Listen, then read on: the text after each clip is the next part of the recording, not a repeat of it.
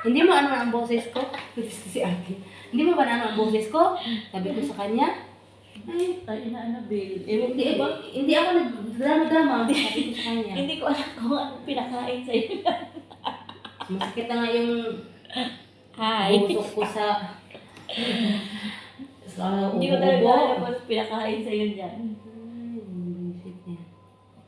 Mahal na Eh, mahal sabi ko, mo hindi yan. ako uwi. Bahala kayo dyan. Sa kanya. Hindi mo alam pag hindi ka uuwi, tuwa siya. Kasi hindi na puputol ang pagdala sa kanya. Ikaw, ang ganda ng buhay mo. Ang Eh, totoo sabi sa sa'yo. nila, sabi ni Grace, ikaw ate, Ay. yung asawa mo, ano yun, matrilya. Ikaw, ang ganda ng buhay mo kung tutuusin, pero ikaw ang nagpapahirap sa buhay mo. Totoo yan. Real talk talaga yung sinasabi ko sa'yo. Kung ako sa'yo, kung ako siguro sa'yo ganyan, kukain na baka ang dami ng pera.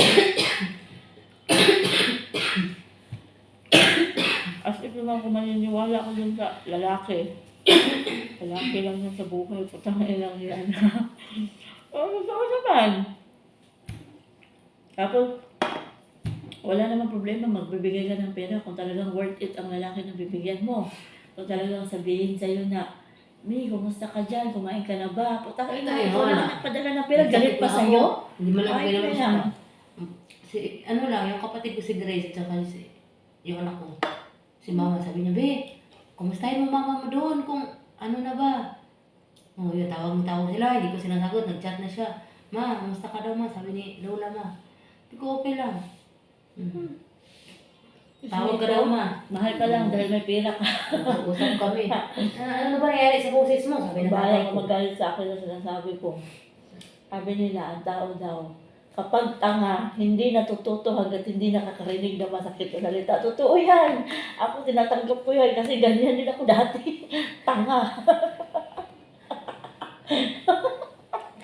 Oo, totoo I-raise yan. yan ate. Ingat mo, mag-viral yan. Ganyan daw ang taong tanga. Ganyan daw ang taong tanga. Hanggat wala daw nagsasabi sa'yo ng totoo, hindi mo daw makikita. Kung sa baga, hindi mo dahil sa sobrang pagmamahal mo, hindi mo nakikita na ginagago ka na, meron ka na.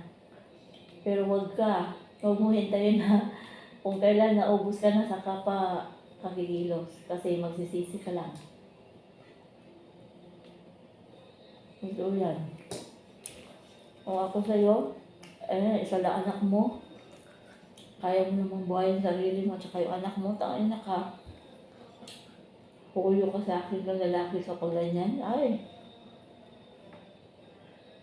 Bibali mo lang